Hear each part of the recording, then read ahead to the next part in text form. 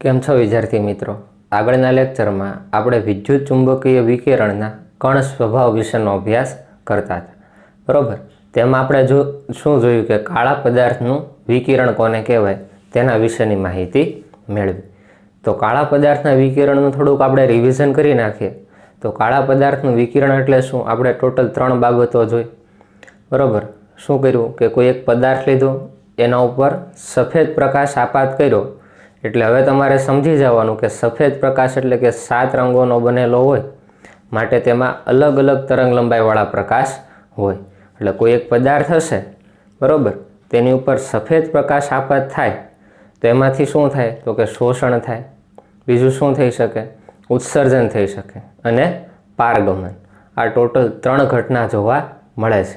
આપણે કોને ધ્યાનમાં લેવાનું છે? પરાવર્તનને ધ્યાનમાં લેવાનું છે, અથવા તો ઉત્સર્જનને ધ્યાનમાં લેશું. ઉત્સર્જનના કારણે આ કોઈ એક પદાર્થ હોય એની ઉપર પ્રકાશ પડશે અને ઉત્સર્જન થાય, બરાબર? એટલે પાછો જે આપણી આંખ ઉપર આવે ત્યારે જે તરંગ લંબાઈવાળા પ્રકાશ આપણી આંખમાં આવે છે તે તરંગ લંબાઈના અનુસાર આપણને રંગ જોવા મળે છે. બીજું આપણે શું જોયું? જો એ પદાર્થને આપણે કાળા રંગનો લઈએ, બરાબર, સંપૂર્ણ કેવો લઈએ? કાળો, અને તેના ઉપર જો પ્રકાશ આપાત કરવામાં આવે તો એ બધી જ તરંગ લંબાઈના પ્રકાશનું શોષણ કરી નાખે છે. એટલે એમાંથી એક પણ તરંગ લંબાઈવાળા પ્રકાશનું એમાંથી ઉત્સર્જન થતું જ નથી, જેના કારણે પદાર્થ આપણને કાળા રંગનો જોવા મળે છે. પછી આપણે શું કર્યું? તો એ પદાર્થને ગરમ કર્યો. તો ધીરે ધીરે એ પદાર્થને ગરમ કરશું એટલે શું થાય? ધીરે ધીરે જેમ ટેમ્પરેચર વધે તેમ તેમાંથી અલગ અલગ તરંગ લંબાઈવાળા પ્રકાશનું ઉત્સર્જન થાય છે, બરાબર? એમાંથી આપણી આંખ માનો કે ચોક્કસ રંગને જોઈ શકે છે, તો એ શું કહેવામાં આવે કે વધારે ને વધારે એ રંગના તરંગ લંબાઈનું કંઈક ઉત્સર્જન કરતો હશે અને એ વધારે આપણને જોવા મળે છે.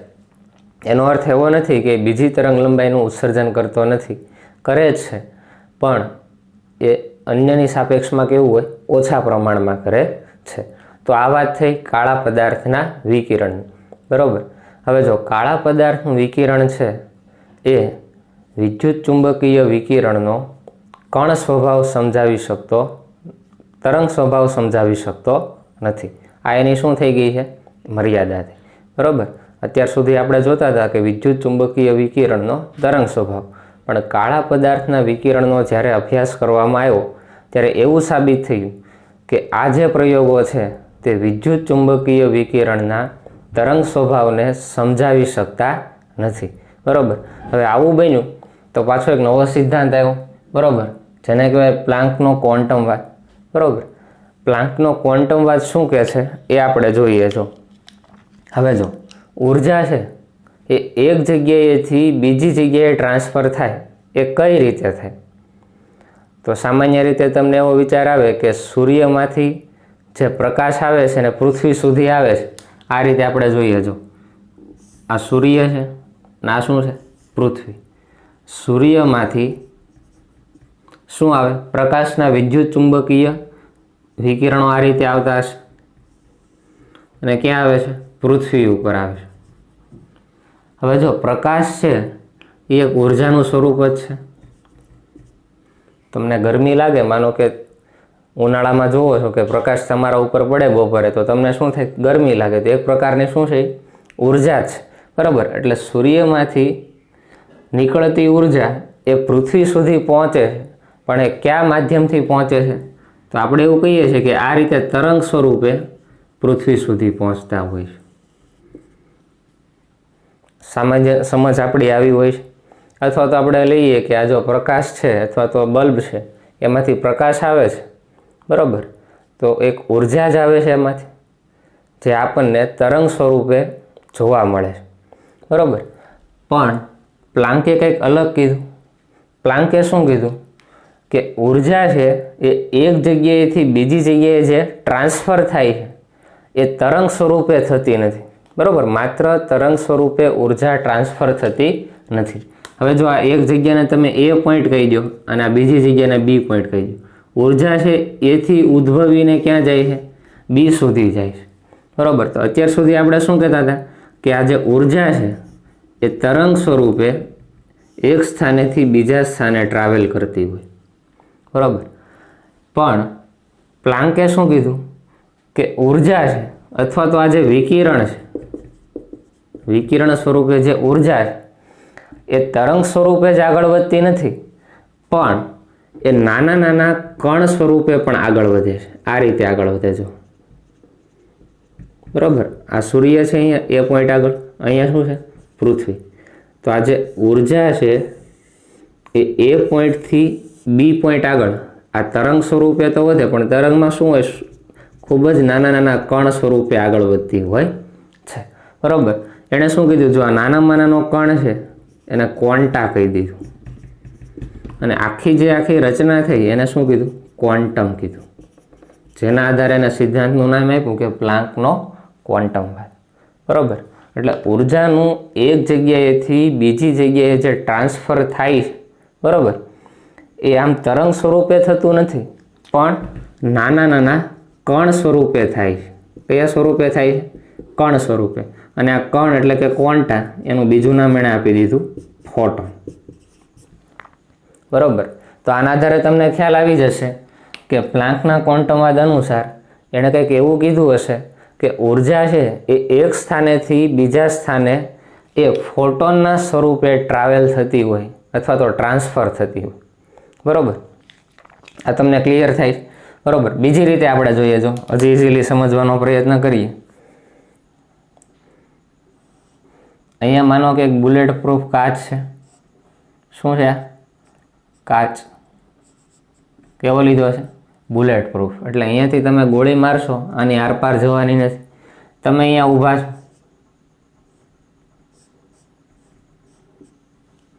બરોબર, અહીંયા માનો કે ગન છે,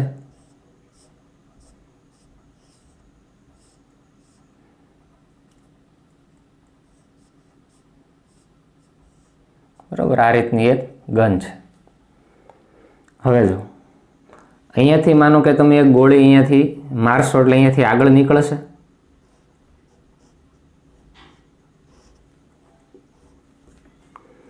અને શું થાય? આ કાચ સાથે અથડે. બરાબર, અહીંયાથી તમે એક ગોળી મારો છો તો અહીંયાથી એક ગોળી નીકળશે, અહીંયા કાચ ઉપર અથડાશે. હવે જો તમે અહીંયા જોશો કે અહીંયાથી કંઈક ઉર્જા તમે મુક્ત કરી. આ ગોળી છે એક ઉર્જાનું જે ફોર્મ છે ને, અહીંયાથી એક શું મુક્ત થાય છે? એક પ્રકારની ઉર્જા મુક્ત થાય છે. અહીંયા જેવું તમે ટ્રિગર દબાવશો એટલે અહીંયાથી એક ગોળી નીકળે છે, પણ ગોળીમાં કંઈક ઉર્જા તો હશે ને, બરાબર. એટલે સ્પીડ સાથે અહીંયા દિવાલ સાથે એટલે કે કાચ સાથે અહીંયા અથડાય તો જુઓ ઉર્જા છે કાચને મળશે.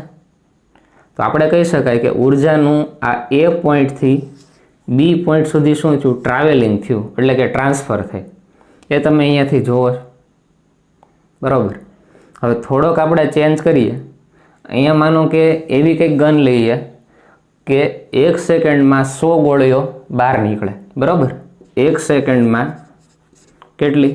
કે 100 ગોળીના રાઉન્ડ ફાયર કરે. હવે તમે અહીંયા ઊભા છો. હવે જો એક ગોળી અહીંયાથી જ્યારે મારે છે ત્યારે તમે અહીંયા જોઈ શકો છો, બરાબર, જોઈ શકો છો ને ગોળી આવે. તેવી જ રીતે માનો કે બીજી ગોળી આવે તો એને તમે ઇઝીલી જોઈ શકો છો. પણ જ્યારે 1 સેકન્ડમાં 100 ગોળીઓ સતત અહીંયા અથડાતી હોય ત્યારે શું થાય? તો તમને તો એમ જ થાય કે કંઈક પ્રવાહ જ વહે છે. શું થાય? અહીંયા શું થતું હોય? કન્ટિન્યુ ફ્લો વહેતો હોય. તમે પર્ટિક્યુલર એક એક ગોળીને જોઈ શકતા નથી. કન્ટિન્યુ તમને એમ જ થાય કન્ટિન્યુ કંઈક આવ્યા જ કરે છે. પણ એવું નથી. જો પહેલાં એક ગોળી છૂટે છે, પછી બીજી ગોળી, પછી ત્રીજી ગોળી, એ રીતે જ થવાનું. પણ તમને અહીંયાથી અવલોકન કંઈક એવું જોવા મળશે કે કન્ટિન્યુ અહીંયા ગોળીઓનો શું થાય છે? મારો થયા કરે છે, બરાબર.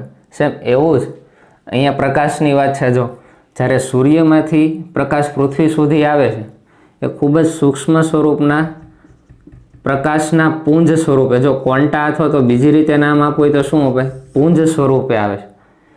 પણ એટલા ઝડપથી આવે છે કે તમે આને જોઈ શકતા નથી. એટલે તમને એવું જ થાય છે કે પ્રકાશ છે આ તરંગ સ્વરૂપે જ આવતું, બરાબર. એટલે એવું નથી, પણ આવા સૂક્ષ્મ પુંજ એટલા ઝડપથી સૂર્યમાંથી પૃથ્વી સુધી પહોંચે છે કે જે આપણે એને ઓબ્ઝર્વ કરી શકતા નથી. જેના કારણે શું થાય છે? જો અહીંયા વ્યક્તિ ઊભો હોય, અહીંયા કન્ટિન્યુ સતત ગોળી અહીંયાથી છૂટતી હોય, 1 સેકન્ડમાં 100 ગોળીઓનો રાઉન્ડ ફાયર થાય, તો આ વ્યક્તિ ઓબ્ઝર્વેશન ન કરી શકે અને આ એવું કંઈક અનુમાન રાખે કે કન્ટિન્યુ અહીંયાથી ગોળીઓ નીકળે. પણ જો પહેલાં એક નીકળે પછી બીજી ત્રીજી એ રીતે નીકળે, બરાબર. તો આ રીતે તમે જુઓ તો જો આ પ્રકાશનો પુંજ, બરાબર, આને તમે પુંજ કહી દો અથવા તો શું કહી દો, ક્વોન્ટા તરીકે ઓળખવામાં આવે. એટલે તમને ખ્યાલ આવશે કે આપણી સુધી પ્રકાશ આવે છે, બરાબર, એ પ્રકાશના નાના નાના પુંજ સ્વરૂપે સ્પીડથી આવતા હોય સતત રીતે. ખ્યાલ આવશે. અથવા તમે એમ પણ કહી શકો કે તરંગ છે આ રીતે સતત ગતિ કરતો હોય, સતત. પણ અહીંયા જોશો ને તો કે એક પુંજ, બીજો પુંજ, ત્રીજો પુંજ, ચોથો પુંજ, એટલે એકાંતરે આવે ને, પહેલાં એક આવે પછી બીજો આવે, ત્રીજો આવે, ચોથો. આ તો સતત જ છે જો કન્ટિન્યુ આ રીતે. તો આને તમે કેવું કહી શકો, અસતત રીતે કહી શકો, બરાબર. અસતત રીતે આવે છે પણ કન્ટિન્યુ આવ્યા જ કરે.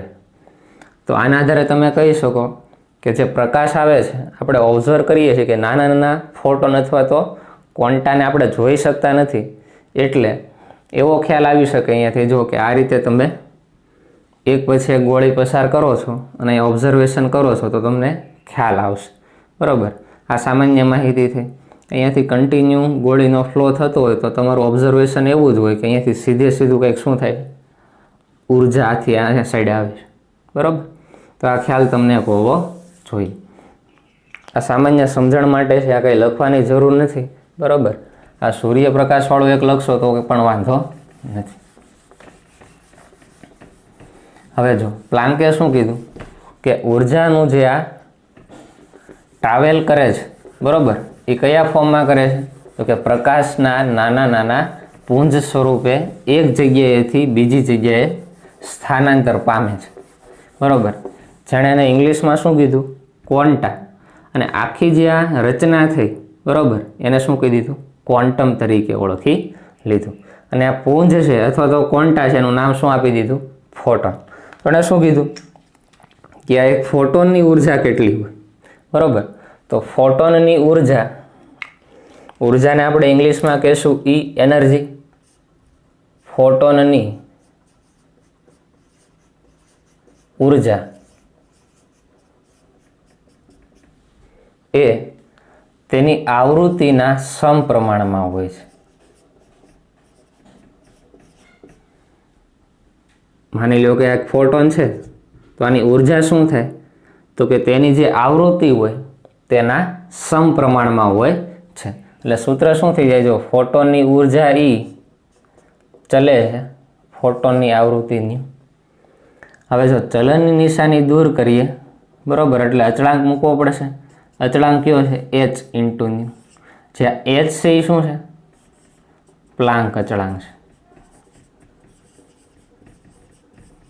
બરાબર. h એટલે કે શું છે, પ્લાન્ક અચળાંક છે. જ્યાં પ્લાન્ક અચળાંકની વેલ્યુ શું છે આ તમારે યાદ રાખવાની. પ્લાન્ક અચળાંકની વેલ્યુ થશે 6.62 ગુણ્યા 10⁻34. 6.62 ગુણ્યા 10⁻34 જૂલ ઇન્ટુ સેકન્ડ, બરાબર. આ વેલ્યુ એક તમારે યાદ રાખવાની. આગળ વધીએ. જો બીજું એક આપણી પાસે સૂત્ર શું છે, જો તો કે તરંગની ઝડપ c ઇઝ ઇક્વલ ટુ શું લખાય, આવૃત્તિ ઇન્ટુ લેમ્ડા લખાય આ રીતે. તો જો તો ન્યૂને તમે સૂત્રનો કરતા બનાવો તો ન્યૂ બરાબર શું લખાય, c અપોન લેમ્ડા લખાય. તો ન્યૂની વેલ્યુ જે આપણને મળશે ત્યાં c અપોન લેમ્ડા લખી નાખીએ તો e ઇઝ ઇક્વલ ટુ શું થાય, h. ન્યૂની વેલ્યુ મૂકીએ c અપોન લેમ્ડા. તો તમારી પાસે સૂત્ર આવી જશે જ્યાં c બરાબર શું થાય, પ્રકાશનો વેગ 3 ગુણ્યા 10⁸ મીટર પ્રતિ સેકન્ડ. અને આ શું છે, તેની તરંગ લંબાઈ છે. આ શું થઈ ગયો, પ્લાન્ક અચળાંક થઈ ગયું. હવે જો હું તમને એમ કહું કે એક ફોટોનની ઉર્જા કેટલી થાય, એક ફોટોનની ઉર્જા, તો શું લખશો, E ઇઝ ઇક્વલ ટુ એક ફોટોન છે એટલે અહીંયા એક મૂકી દઈએ, એક ફોટોનની ઉર્જા 1 ઇન્ટુ hc અપોન લેમ્ડા લખાય, બરાબર. પણ હું અહીંયા એમ કહું છું અહીંયાથી કેટલા ફોટોન આવે છે તો કે ઇન્ફાઇનાઇટ આવે છે. તો આપણે લખીએ કે n ફોટોન હોય ત્યારે એની ઉર્જા કેટલી થાય, n ફોટોનની ઉર્જા શું થાય, એટલે ઉર્જા E is equal two n photon છે. જો અહીંયા એક ફોટોન એટલે અહીંયા એક વડે ગુણ્યું હતું n ફોટોન છે એટલે n વડે ગુણશું તો શું થાય NhC/λ. બરોબર, એટલે આ સૂત્રના આધારે તમને શું મળી જાય? ફોટોનની સંખ્યા પણ મળી જાય. n બરાબર શું થાય? ફોટોનની સંખ્યા. એટલે ઘણી વખત તમને પ્રશ્ન પૂછે એમાં ફોટોનની સંખ્યા પણ પૂછે, ફોટોનની ઉર્જા પણ પૂછે અને તેની તરંગ લંબાઈ પણ પૂછી શકે. H અને C તો કેવા છે? કોન્સ્ટન્ટ છે. આ બેની વેલ્યુ તો કેવી રહેવાની છે? ફિક્સ જ રહેવાની છે. પ્લાન્ક અચળાંક અને પ્રકાશનો વેગ. તો આ સૂત્ર તમને ખ્યાલ હોવો જોઈએ. શું કીધું? પ્લાન્કે શું કીધું કે કોઈ એક ઉર્જા છે એ નાના નાના પ્રકાશના પૂર્ણ સ્વરૂપે ટ્રાવેલિંગ કરતી હોય. બરાબર, એક જગ્યાએથી બીજી જગ્યાએ ઉર્જા જે ટ્રાન્સફર થાય છે એ પ્રકાશના સૂક્ષ્મ પુંજ સ્વરૂપે, જેનું એને ઇંગ્લિશમાં ક્વોન્ટા નામ આપ્યું અને બીજી રીતે એને શું કહેવાય? ફોટોન તરીકે ઓળખવામાં આવે છે. એટલે આ સૂત્ર તમારે યાદ રાખવાનું. બરાબર, આ બંને સૂત્ર યાદ રાખવાના. n ફોટોનની ઉર્જા હોય તો n વડે ગુણો અને આ સૂત્ર પણ તમે લખી શકો. ફોટોનની ઉર્જા બરાબર Hc/λ. Hની વેલ્યુ તમને યાદ હોવી જોઈએ, જેને કહેવાય પ્લાન્ક અચળાંક.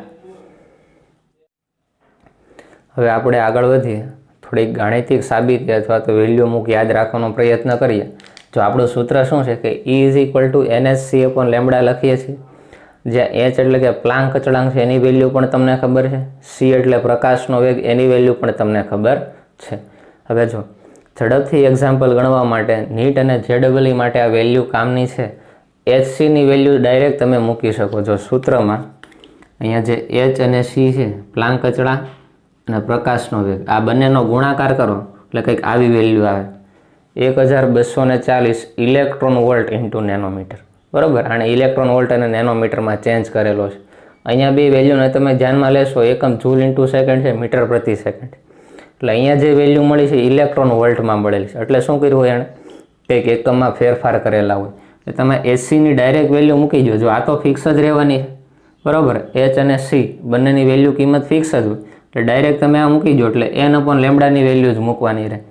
આ નેનોમીટરવાળા જ્યારે ક્વેશ્ચન હોય ત્યારે આ વેલ્યુ મૂકાય HCની, અને એંગસ્ટ્રોમવાળા હોય ત્યારે આ વેલ્યુ મૂકવાની. હવે અહીંયા એક પ્રશ્ન એમ આવે કે ઇલેક્ટ્રોન વોલ્ટ છે એને પાછો જૂલમાં ફેરવો હોય તો કઈ રીતે ફેરવાય? તો કે 1 ઇલેક્ટ્રોન વોલ્ટ બરાબર 1.6 × 10⁻19 જૂલ. આ વેલ્યુ તમે અહીંયા જો જોયેલી છે કે આ શું છે? ઇલેક્ટ્રોનનો વીજભાર છે, 1.6 × 10⁻19 યાદ છે ને? બરાબર, નેગેટિવ આવે પણ અહીંયા આપણે નેગેટિવ લખતા નથી. એટલે આ બધી વાત તમને ખ્યાલ હોવી જોઈએ. બરાબર, આ વેલ્યુ તમે યાદ રાખશો બી, કાંઈ બહુ વધારે ફેર નથી. જો અહીંયા એક વધારે 0 છે, નેનોમીટરનું કેમાં ફરી છે? એંગસ્ટ્રોમમાં ફરશે. એટલે આ નીટ અને JEE માટે મહત્વની છે. એટલે તમે MCQમાં આ ક્વેશ્ચન પૂછાય કે ફોટોનની ઉર્જા મેળવો, ફોટોનની સંખ્યા મેળવો, તરંગ લંબાઈ મેળવો, તો સીધી આ વેલ્યુ જ મૂકી દેવાય ડાયરેક્ટ HCની. એટલે એમાં કાંઈ ગુણાકાર કરવાની જરૂર પડે નહીં અને યાદ રહી જાય વેલ્યુ છે 1240 બરાબર, અથવા તો 12400. એકમમાં ચેન્જ થશે એટલે થોડીક અહીંયા 0માં ચેન્જ થશે. એટલે કે આ વેલ્યુ યાદ રાખવી. હવે આપણે આગળ વધીએ, સૂત્રના આધારિત ટેક્સ્ટબુકની અંદર આપેલા એક્ઝામ્પલ જોઈએ. કોયડા નંબર 2.6ની રકમ જોઈએ. જો શું આપેલું છે? વિકિરણના 1 મોલ ફોટોન કે જેની આવૃત્તિ તમને રકમમાં આપી દીધેલી છે. કેટલી છે? ન્યૂ 5 × 10⁴ હર્ટ્સ આપેલું છે. જો હર્ટ્સની જગ્યાએ તમે શું લખી શકો? સેકન્ડ ઇનવર્સ પણ લખી શકો. આપેલી છે. તેની ઉર્જા ગણો. બરાબર, શું મેળવવાનું છે? E મેળવવાનો છે. બીજું રકમમાં તમને પ્લાન્ક અચળાંક H આપી દીધો. Hની વેલ્યુ કેટલી છે? 6.6 × 10⁻34 જૂલ ઇન્ટુ સેકન્ડ. હવે જો એકમ એ રીતે જ આપણે સેટ કરેલા હોય, હર્ટ્સ ન લખાય, શું લખાય? સેકન્ડ ઇનવર્સ લખાય. તો અહીં સેકન્ડ કંઈક ઉડશે. બરાબર, હવે જો શું ગણવાનું છે? ફોટોનની ઉર્જા ગણવાની છે. બરાબર, પણ કેટલા લેવાના છે? 1 મોલ લેવાના છે. બરાબર, ફોટોનની સંખ્યા 1 હોય તો nની વેલ્યુ શું આવે? 1 લખાય. બરાબર, પણ તમને nની વેલ્યુ શું આપેલી છે? 1 મોલ ફોટોન છે. બરાબર, ફોટોનની સંખ્યા કેટલી છે? 1 મોલ ફોટોન છે. તો 1 મોલ ફોટોન એટલે કેટલા? તો તો તમને ખ્યાલ છે જો 1 મોલ એટલે કેટલા હોય, એવોગેડ્રો જેટલા હોય, બરાબર. એટલે એનની વેલ્યુ તમારી પાસે છે 6.022 ગુણ્યા 1023 ફોટોન છે, બરાબર. એટલે ફોટોનની સંખ્યા પણ તમને મળી ગઈ. 1 મોલ ફોટોન એટલે કે કેટલા થાય, તો કે એવોગેડ્રો જેટલા ફોટોન થાય. તો એનની કિંમત કેટલી મળી ગઈ, 6.022 ગુણ્યા 1023. એટલે ફોટોનની સંખ્યા પણ મળી ગઈ. સૂત્ર તમારી પાસે છે, જો ફોટોનની ઉર્જા ઇઝ ઇક્વલ ટુ શું થાય, NhC અપોન લેમડા. આ રીતે તમે સૂત્ર લખી શકો, બરાબર. હવે જો આ સૂત્રનો આપણે ઉપયોગ ન કરીએ, કારણ કે અહીંયા લેમડાની વેલ્યુ આપણી પાસે નથી, તો પહેલાં આપણે આની આગળનું સૂત્ર શું ધાર્યું હતું કે ઉર્જા એ આવૃત્તિના સમપ્રમાણમાં હોય. તો ચલનની નિશાની દૂર કરીએ તો ઇઝ ઇક્વલ ટુ શું થાય, hν થાય. આ સૂત્રનો ઉપયોગ કરીએ, બરાબર. ન્યુની વેલ્યુ શું થાય, C અપોન લેમડા, બરાબર. એ આપણે મૂકતા નથી કેમ કે ડાયરેક્ટ ન્યુની વેલ્યુ આપેલી છે, એટલે આ સૂત્રનો ઉપયોગ કરશું, બરાબર. હવે જો n ફોટોન હોય તો તમે શું લખશો, ઇઝ ઇક્વલ ટુ Nhν લખાય ને આ રીતે. જો એ જ છે, જો C અપોન લેમડા બરાબર શું લખાય, ન્યુ લખાય. C અપોન લેમડા આના બરાબર શું લખાય, ન્યુ ઇઝ ઇક્વલ ટુ શું થાય, C અપોન લેમડા થાય. તો આ સૂત્રમાં ખાલી શું કર્યું કે ઇઝ ઇક્વલ ટુ n તો છે, h પણ છે, C અપોન લેમડાની જગ્યાએ શું થઈ જાય, ન્યુ લખાય. આ સૂત્રનો ઉપયોગ કર્યો છે, બરાબર. હવે તો તમને આન્સર આવડી જશે. જો આ સૂત્રનો ઉપયોગ કરીને આપણે બધી વેલ્યુ મૂકીએ તો શું થાય, જો E is equal two n એટલે કે ફોટોનની સંખ્યા, 1 મોલ ફોટોન આપેલા હતા એટલે કેટલા છે, 6.022 ગુણ્યા 1023 જેટલા ગુણ્યા h. h એટલે પ્લાન્ક અચળાંક કેટલો આપેલો છે, 6.6 ગુણ્યા 10⁻34. એકમ સહિત લખો, જૂલ ઇન્ટુ સેકન્ડ.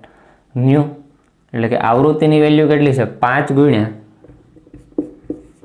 10ની કેટલી ઘાત 4 સેકન્ડ ઇન્વર્સ. ખાલી સાદુરૂપ આપવાનું છે એટલે તમને 1 મોલ ફોટોનની ઉર્જા મળી જશે. અહીંયા સેકન્ડ ઇન્વર્સ, અહીંયા સેકન્ડ વયા જશે, બરાબર. એટલે તમારો આન્સર જે આવશે એ કયા એકમમાં આવશે, જૂલ એકમમાં આવવાનો છે. ઘાતને તમારે સેટ કરવાની, બરાબર. 10⁻23 -34 +4 એટલે જે ઘાત આવે 6.022 ગુણ્યા 6.6 ગુણ્યા 5. આનો ગુણાકાર પણ તમારે જાતે કરવાનો. હું સીધો અહીંયા આન્સર લખાવું છું. જો આન્સર શું આવશે, 1.99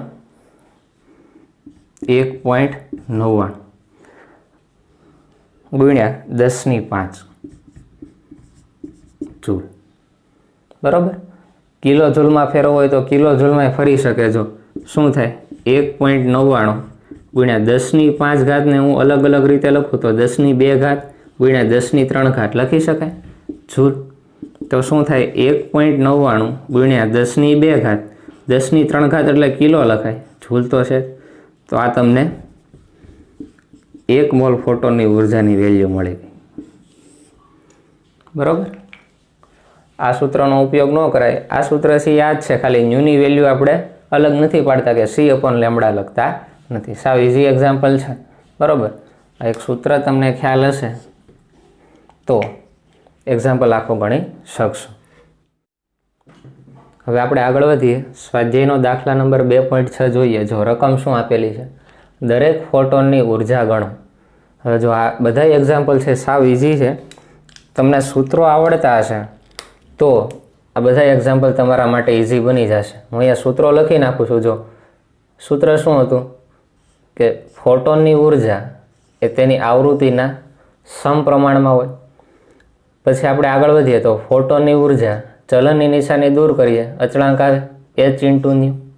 હજી આપણે આગળ વધીએ, શું સૂત્ર બને, E બરાબર h, new is equal two શું લખાય, C અપોન લેમડા.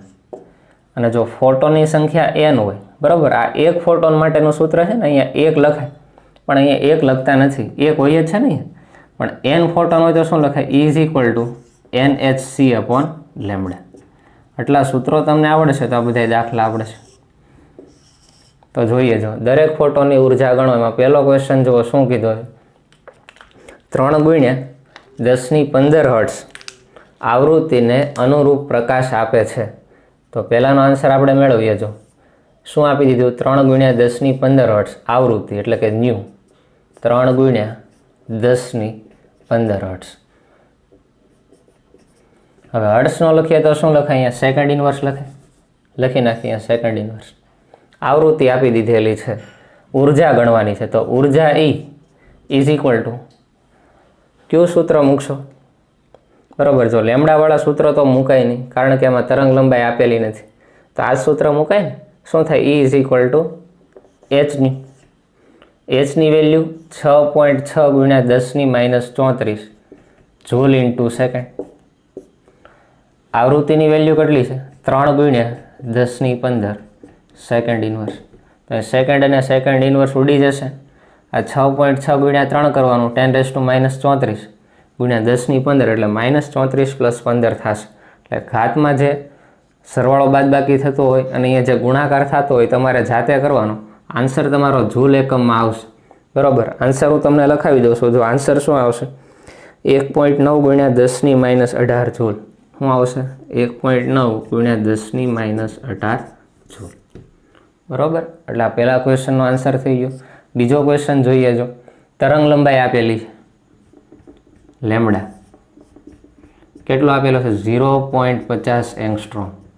એક કામ કરો, પહેલાં આને મીટરમાં ફેરવી નાખો. બરાબર. મીટરમાં ફેરવીએ આપણે તો શું થાય? જુઓ તો 1 એંગસ્ટ્રોમ બરાબર 10^-10 મીટર થાય. તો 0.50 એંગસ્ટ્રોમ બરાબર શું થાય? તો કે 0.50 × 10^-10 મીટર. આ લેમ્ડા મળી. હવે જો પાછું આપણે સૂત્ર મૂકીએ. કયું સૂત્ર મૂકશું? E બરાબર HC/લેમ્ડા વાળું સૂત્ર મુકાય. જો H અને C ની વેલ્યુ તો તમારી પાસે છે જ, લેમ્ડાની વેલ્યુ મૂકવાની રહે એટલે ઉર્જા મળી જાય. શું થાય? E ઇઝ ઇક્વલ ટુ HC/લેમ્ડા. Hની વેલ્યુ 6.6×10^-34 જૂલ ઇન્ટુ સેકન્ડ. પ્રકાશનો વેગ 3×10^8 મીટર પ્રતિ સેકન્ડ છેદમાં લેમ્ડા. લેમ્ડાની value 0.50×10^-10 metre. એકમ જે ઉડે છે એને ઉડાડી દો. બરાબર. ક્યાં ક્યાં એકમ ઉડશે? જો અહીંયાથી સેકન્ડ, અહીંયા પ્રતિ સેકન્ડ ઉડશે, અહીંયાથી મીટર ઉડે. આન્સર તમારો જૂલ એકમમાં આવશે. બરાબર. હવે આનું સાદુરૂપ તમારે જાતે આપવાનું. શું છે? જો 6.6×3 અહીંયા 0.50 10^-34 10^8 -34 + 8 કરવાના. -10 ઉપર જાય એટલે કેવા થશે? +10 થશે. આનો આન્સર હું તમને લખાવતો નથી, જાતે તમારે એનો ગુણાકાર અને ભાગાકાર અને જે ઘાતમાં ફેરફાર થતો હોય એ તમારે જાતે કરવાનો.